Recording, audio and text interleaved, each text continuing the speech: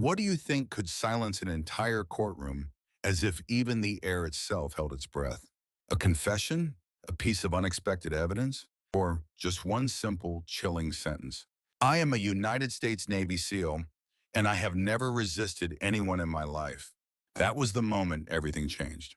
Lena Carter, an ordinary black woman, modestly dressed, was accused of assaulting a police officer in the middle of the street on an autumn evening.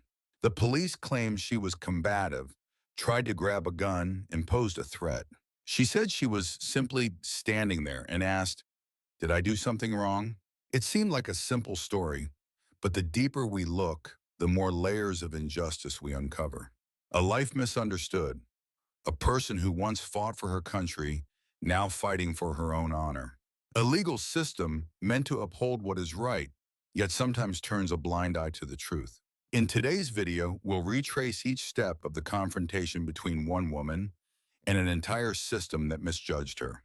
We'll uncover what really happened that fateful night, how a random cell phone video changed everything, and most importantly, how Lena, without shouting, without resisting, could make an entire courtroom stand with her. This isn't just a trial, it's a journey and a lesson for all of us. If you've ever doubted whether truth still has a place in this world, this story might just be the answer you need. Let's begin. It was an autumn evening, and dusk had fallen earlier than usual. A light breeze swept through the quiet suburban streets of Chapel Hill, North Carolina. There was nothing remarkable in the air that night. A peaceful town, a deserted corner, and a woman standing under a streetlight, eyes fixed on her phone. Lena Carter wasn't doing anything wrong. She wasn't blocking traffic, causing a disturbance, or carrying a weapon. She was simply standing there, on a stretch of sidewalk, in front of a closed shop, trying to find her way home after meeting with friends. Yet just minutes later, she was shoved into a police car, handcuffed, charged with assaulting an officer. The officer, Derek Whitmore, testified that she was hostile, non-compliant, and even tried to grab the gun from his belt. He claimed he was forced to use physical measures. There were no nearby eyewitnesses, no clear surveillance footage. At first, it was one word against another, and the one with the badge, the uniform, and the power, his word was easier to believe. Someone makes an accusation that sounds plausible, with confident tone and detailed narrative. You want to believe them.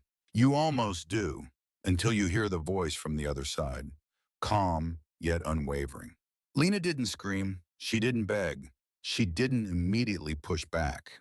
She simply said, "I didn't do that, and I have a way to prove it." Funny thing is, sometimes the quietest moments are the beginning of the biggest storms.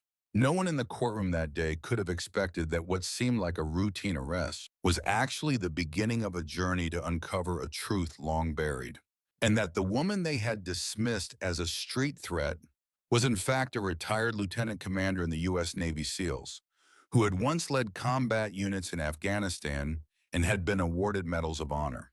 Not everything that sounds reasonable is true, and not everyone in uniform acts justly. Sometimes it is within the very institutions we trust most that truth gets distorted the most. When Lena Carter took the stand, she didn't need to raise her voice or cry out for justice. She simply stood, back straight, eyes steady, voice calm, and said, "I am Lieutenant Commander Lena Carter, retired after 20 years of service in the U.S. Navy SEALs." In that moment, the entire courtroom froze. No one had seen a soldier in that white blouse and black slacks. No one had guessed that the woman labeled as aggressive had once led a tactical team in Kandahar, rescued hostages in Somalia, and survived missions that few ever returned from. Lena didn't say much about her past. She didn't like showing off. To her, a badge wasn't for bragging. It was a reminder of responsibility. But her military record spoke for itself. M3 special deployments, once injured while pulling a teammate from an overturned vehicle in a combat zone. A Bronze Star Medal awarded for bravery beyond the call of duty. Commander of the first all-female SEAL unit, training for domestic coordination missions after returning home. And you know what the saddest part is? She had faced the Taliban and survived, but nearly lost her honor to a lie on her own soil. Lena once said, I've learned to stay calm under gunfire. But what shakes me is how quickly people believe something wrong, just because it's said by someone in a different uniform. She's not perfect, but she is principled. Never assume you know someone based on how they look, their skin color, or how quiet they are. There are people who've carried the weight of a nation on their shoulders without anyone ever noticing. Throughout the trial, Lena didn't try to prove she was stronger, better, or more admirable. She simply wanted to be seen as a person, a citizen, a woman who knew how to stand up for herself. Meanwhile, the officer accusing her, at least once, had been reported for serious misconduct. Some complaints had been buried, some files internally resolved, and some victims never even received an apology. Lena's story then wasn't an unfortunate incident. It was the consequence of long-standing tolerance for wrongdoing, a small crack in the wall that had been ignored until the whole structure began to crumble. One community member shared during a post-trial interview. We'd heard Whitmore's name before, but we thought we didn't have enough evidence.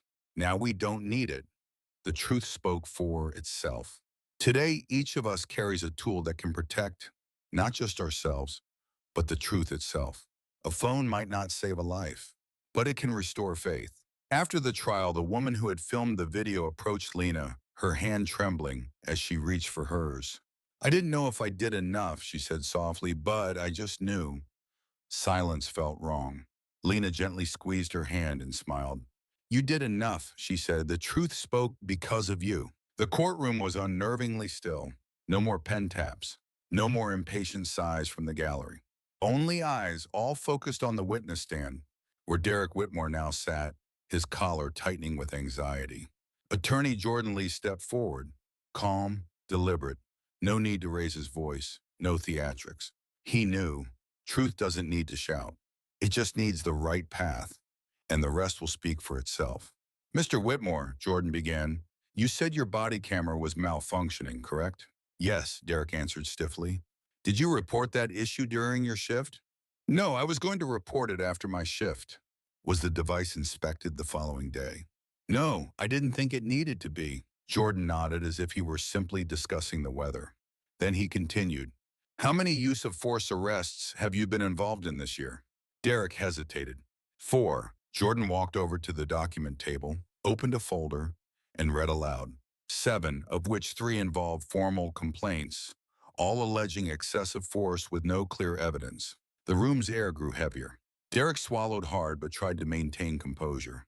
And then Jordan delivered the final question, not to accuse but to force a confrontation with truth. Do you feel ashamed knowing the woman you accused was a retired Navy SEAL, someone who's risked her life to save others, while you made up a lie just to save face? Derek said nothing, because sometimes silence is the clearest confession. Just because someone speaks louder doesn't make them right. Just because someone wears a badge doesn't make them trustworthy. Justice doesn't come from status, it comes from truth. The cross-examination ended. Derek returned to his seat, shoulders slumped, eyes avoiding Lena Carter. But she looked at him, not with anger, not with contempt, just the gaze of someone long accustomed to confronting truth, no matter how painful it is. Throughout the trial, Lena Carter never raised her voice. She didn't argue when she was wrongly accused. She didn't react, even when labeled a threat. Many assumed it was fear. But no, she wasn't afraid. She was waiting for the right moment. Just like she had once waited in the dark during a 2009 hostage rescue mission, leading a special ops team in silence for hours, waiting for the precise signal to strike. Lena didn't react on instinct. She responded with discipline. And that discipline became her armor, not on the battlefield, but in the courtroom. When asked why she didn't fight back or respond forcefully when the officer grabbed her, she replied, because I knew any action I took could be misunderstood. And I've been trained to remain calm in situations far more dangerous than this. For someone who had faced real gunfire, who had heard bullets zip past her head, neon lights in an interrogation room could never break her.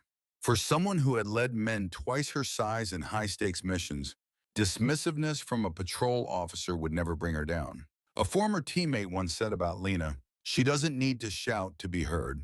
Her presence alone demands respect. Courage isn't about fighting back. Courage is knowing you could fight back, but choosing restraint for a higher purpose. Throughout this legal journey, Lena wasn't just defending herself. She stood firm because she knew if she were silenced, many others might never be heard. Military discipline didn't just help her stay standing, it helped her choose how to fight without violence. But you know what? She wasn't fighting alone. Because after the courtroom revelations, the public began to ask, why was someone like Derek Whitmore still on duty after so many prior complaints? And why did the system, instead of protecting justice, protect the one who was wrong? To many, justice is black or white, guilty or innocent, truth or lies. But Lena Carter slowly realized something deeper. The greatest injustice isn't just the false accusation itself. It's the way the system operates. To make that falsehood seem reasonable from the very beginning. Even with the video, even with Jordan Lee's powerful cross-examination, there were still skeptical eyes, reluctant nods from the prosecution side. In a brief meeting after court hours, a senior official quietly told the defense attorney, even if she was a Navy SEAL, she's still the defendant. Don't let emotions tilt the scales of justice. That comment, seemingly harmless, revealed something very real. This system isn't just run on laws. It's run on invisible biases about skin color, gender, and class. According to research from the Sentencing Project, Black Americans are 5 times more likely to be arrested than white Americans, and often receive harsher sentences for the same crimes. And if you're a Black woman, the chances of being labeled aggressive or dangerous skyrocket, even when your actions are completely lawful. Lena didn't know those exact numbers when she entered the courtroom, but she felt it from the very first glance when she walked in. The eyes that questioned her before any words were spoken. Eyes that saw her as a problem instead of a person. You might ask, how could someone with her record, her honor, her proof, still have to prove she was credible? The answer is simple and painful, because the system is used to a certain mold, and anyone outside that mold has to work harder just to be treated fairly. Not all injustice comes from malice. Sometimes it comes from habits. Habits that have lasted too long without being questioned. But Lena did ask the question. And not just for herself. She asked it for the courtroom, for the jury, for the public. If I weren't a Navy SEAL, would anyone have listened to me? That question made people not just look at her, but start looking at the system itself. Have you ever imagined sitting in a courtroom, not knowing anyone, unfamiliar with the full story, and being given one task, to decide the fate of another human being? That's exactly what 12 men and women from all walks of life faced when they were selected to serve on Lena Carter's jury. At first, they heard from the prosecution. Brief, logical, seemingly credible. Lena was non-compliant. Whitmore was doing his job under pressure. That was it. And just like that, they began to form a picture in their minds. And so, like many of us, they believed they understood. But then, the pieces began to shift. The video, the sharp, quiet cross-examinations, Lena's calm voice, and her eyes as she spoke about years of service in war zones. One juror later said in a press interview, I thought I was being objective, but when I heard Lena speak, I realized I had never tried to imagine myself as her, and I should have before making any judgment. People don't change because of arguments. We change in the moments we feel the truth, not just hear it. That's the psychology of truth. When you see someone remain composed in the face of injustice, when you hear someone tell their story with heart, not in anger, not in desperation, but with respect for justice, something in you begins to move. Truth doesn't just need to be proven. It needs to be felt so others can no longer look away. Because emotion is what makes justice resonate. When the jury entered the deliberation room, no one spoke for several minutes, and then one voice broke the silence. I'm not sure about everything, but I know this. If we convict her, I'll never sleep in peace. And they did the right thing, not because Lena was somebody important, but because they finally saw who she truly was a human being worthy of dignity. But the trial didn't end there. There was still one final moment where everything that had unfolded was spoken out loud, where Lena Carter stepped forward, not to defend herself, but to deliver a message to the world. And it was that moment that turned a courtroom verdict into an unforgettable declaration. The final ruling was read aloud, clear and unwavering. Not guilty on all counts. The entire courtroom seemed to hold its breath and then exhaled in a wave of quiet relief, nods, and shared glances. Lena Carter stood, not crying, not celebrating. She simply placed her hand over her heart, a silent gesture of gratitude, and looked directly at the jury. But you know something? Justice, if it ends at not guilty, is still unfinished. Because true justice is not just the absence of wrong. It's the full illumination of truth. In the days that followed the trial, a series of events unfolded. Officer Derek Whitmore was immediately placed on suspension. An independent internal investigation was reopened, this time conducted by an outside agency. And three former victims, whose complaints had once been dismissed, came forward again, this time with public support behind them. And the headlines, which once read Black Woman Assaults Officer, now changed to Retired Navy SEAL Wins Battle for Her Honor. Lena didn't cause all that on her own, but her story opened the door for it all to begin. A reporter asked her after the trial, "Do you feel like you finally got justice?" She smiled softly, nodded, and then said, "I was heard. But there are many out there who went through what I did, and they had no trial, no video, no skilled attorney. I'm just one small part of a much bigger change that needs to happen. A correct verdict is not the end. It's an invitation for all of us to reflect, to repair, and to build a fairer system for everyone." Since the incident, Lena didn't return to the military. She didn't pursue some glamorous new career. She chose to write, to speak, to visit schools and train young police recruits, not to retell her pain, but to remind people, you don't have to be a Navy SEAL to stand up for what's right. You just have to refuse to stay silent. And through that, she transformed herself from someone misunderstood into a symbol of grace and resolve in the middle of a storm. But as Lena once said, this story isn't just about her. It's about people like you and me, those who sometimes feel powerless in the face of injustice. But the truth is, all it takes is one voice at the right time to begin the change. When the trial ended and the camera lights dimmed, Lena Carter didn't return to her old life because she knew she couldn't.